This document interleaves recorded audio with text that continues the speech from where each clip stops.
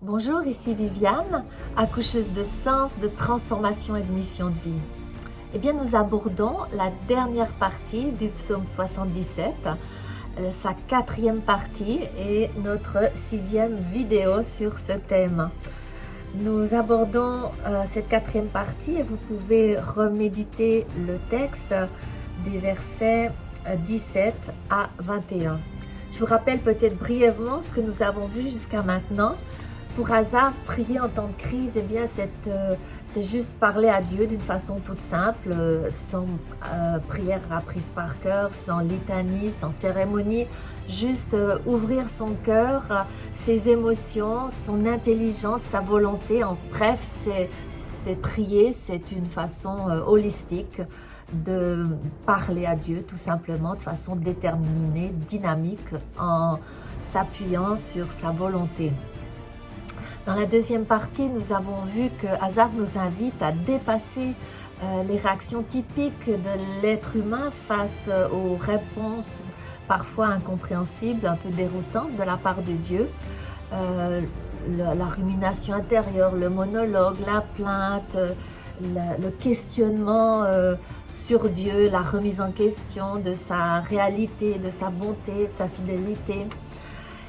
Et dans la troisième partie, eh bien, Asaph nous invite à changer d'état d'esprit, de passer de la première vitesse qui est la plainte, la rumination, le monologue intérieur, la méditation en boucle, pour passer à la vitesse supérieure qui est d'entrer dans le dialogue, l'appel direct face à Dieu et une sorte d'audace face à notre Créateur, pour constater non pas ce qui ne va pas, mais tout ce qui va bien déjà dans ma vie.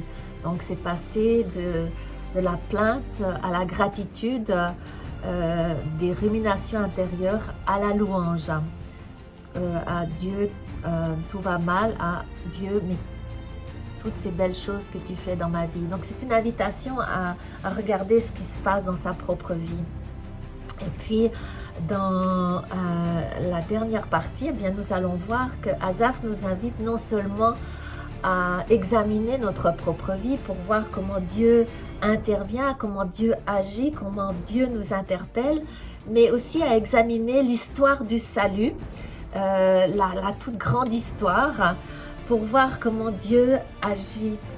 C'est bien lui qui élève des rois, des leaders dans l'humanité et qui les abaisse.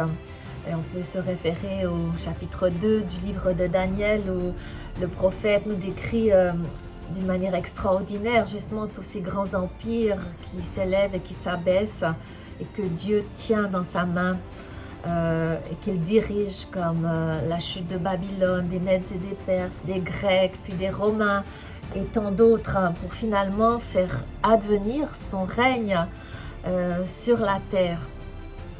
Oui, je peux m'appuyer sur un Dieu qui fait sortir son peuple de l'esclavage, qui fait chuter les empires, qui fait chuter le mur de Berlin. Il y a l'histoire du salut et il y a l'histoire de ma propre histoire. Et lorsque l'on comprend le Dieu dans sa propre histoire, c'est vrai que ça nous invite à avoir encore plus confiance dans l'histoire du salut et que Dieu la dirige. C'est vrai, je vous conseille, ce n'est pas toujours évident de le percevoir, mais avec l'aide du Saint-Esprit, on peut comprendre comment Dieu doit agir un peu si souvent incognito pour respecter la liberté de ses enfants, le libre arbitre de chacune de ses créatures. Et là, Asaph, pour terminer le psaume 77, eh bien, va évoquer justement cette histoire du salut en commençant par la notion de la création, de l'histoire du Dieu créateur. Et il l'évoque de manière poétique au verset 17 et 18, le thème de la création. Et puis ensuite, au verset 19, il va aborder le thème de la description du Dieu de l'Alliance qui se manifeste au mont Sinaï. Et c'est une description qui se retrouve dans le livre de l'Exode. Donc là, Asaph nous invite à nous saturer dans nos pensées de cette histoire du salut, aussi bien d'un Dieu créateur, d'un Dieu d'alliance, et qui va sceller son alliance définitivement, non pas au mont Sinaï, mais à Golgotha, où lui-même est venu en chair, donner le chemin de la vie et de nous faire traverser ce chemin de la mort pour nous donner la vie éternelle, en nous montrant que lui-même était prêt à donner sa vie pour le pardon de nos péchés et pour nous remettre en dimension droite et alignée avec Dieu. Donc, sommes-nous prêts maintenant, à la fin de ce psaume 77, à suivre le Dieu créateur de toutes choses et le Dieu de l'alliance, non seulement de l'alliance au Sinaï où il a donné les 10 paroles d'humanité, les 10 paroles fondatrices de toute morale de l'humanité, mais qu'il a scellé aussi, le Dieu d'alliance, qu'il a scellé aussi à Golgotha pour le pardon de nos péchés, pour porter toutes nos souffrances. Eh bien, la grande finale, la finale de ce psaume, mais aussi la grande finale de l'humanité, c'est de croire en un Dieu, versets 20 et 21, qui ferait sa route au travers de la mer. Et Asaph dit, tu frayas ta route au travers de la mer, ton sentier au travers des eaux épaisses. Tes traces échappèrent au regard, et tu conduisis comme un troupeau ton peuple, par la main de Moïse et d'Aaron. Donc allons-nous suivre, c'est la question qui se pose pour nous, un Dieu dont les traces échappent au regard, un Dieu qui nous mène au travers de l'inconnu, comme le peuple hébreu qui est en face de la mer Rouge.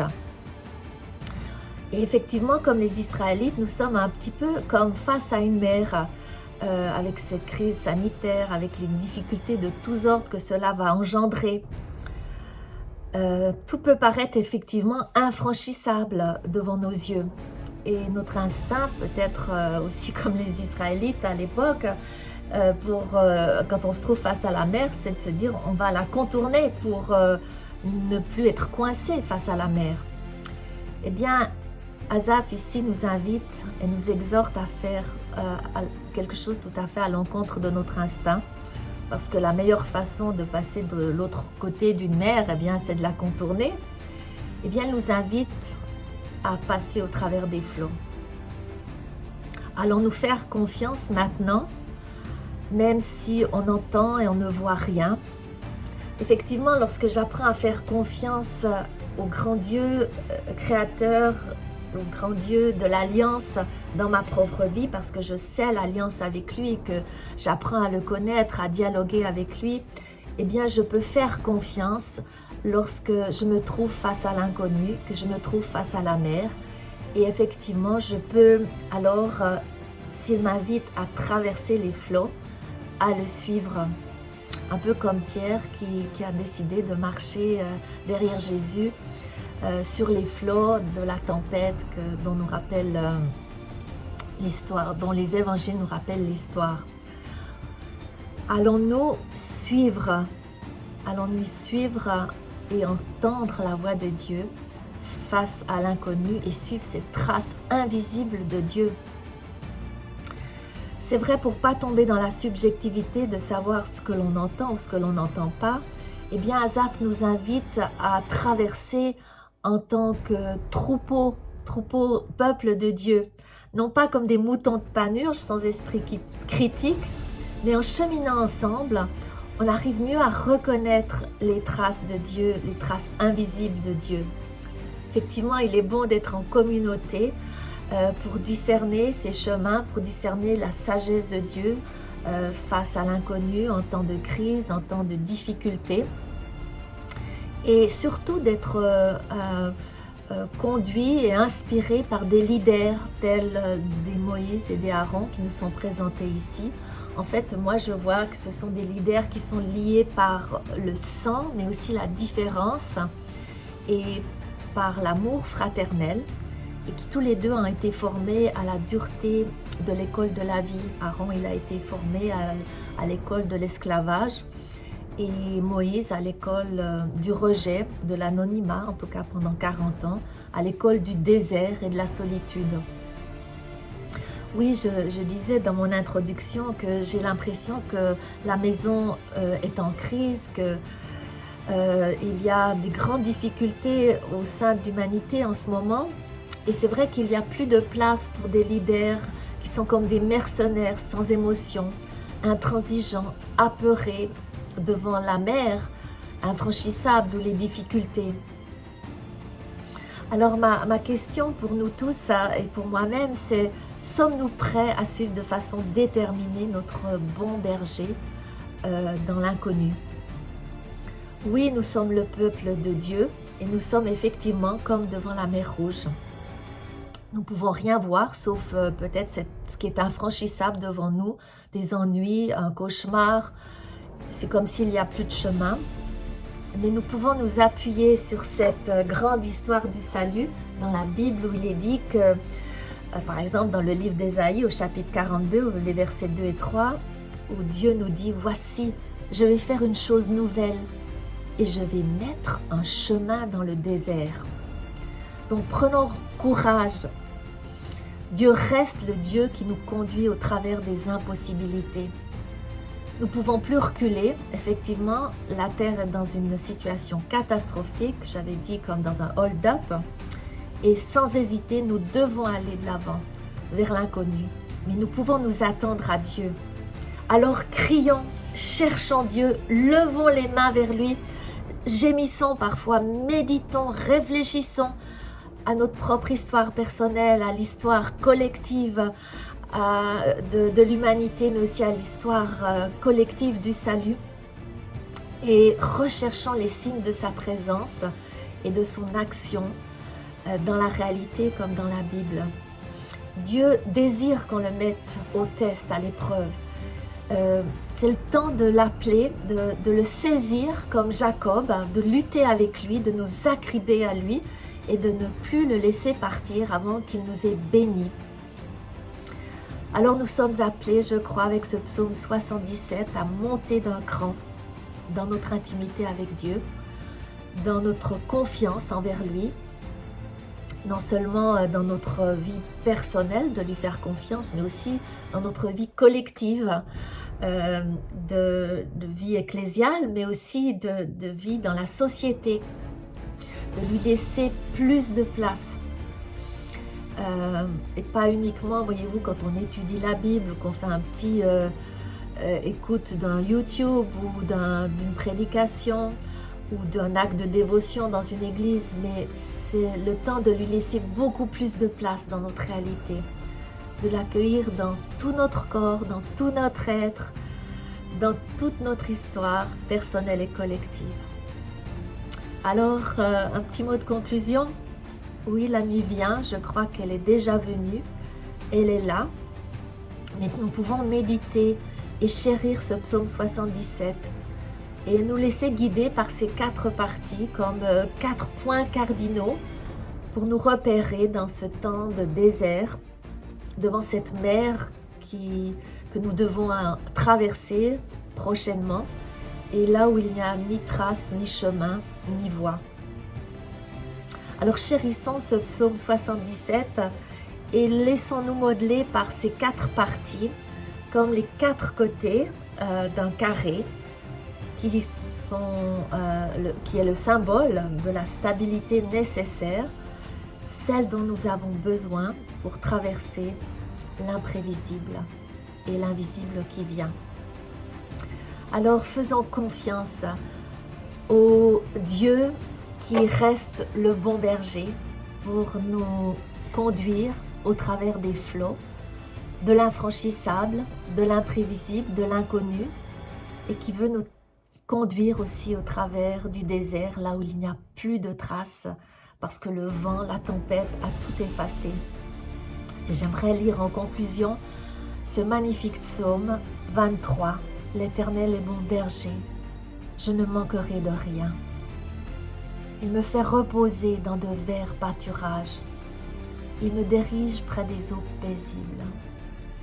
Il restaure mon âme. Il me conduit dans les sentiers de la justice à cause de son nom. Et même quand je marche dans la vallée de l'ombre de la mort, je ne crains aucun mal, car tu es avec moi. Ta houlette et ton bâton me rassurent, et tu dresses devant moi une table devant mes adversaires, et tu oins d'huile ma coupe, ma tête, et ma coupe déborde. Oui, le bonheur et la grâce m'accompagneront tous les jours de ma vie, et j'habiterai dans la maison de l'Éternel jusqu'à la fin des jours. Amen. Et soyez inspirés par le psaume 77 et le psaume 23. Au revoir, à bientôt.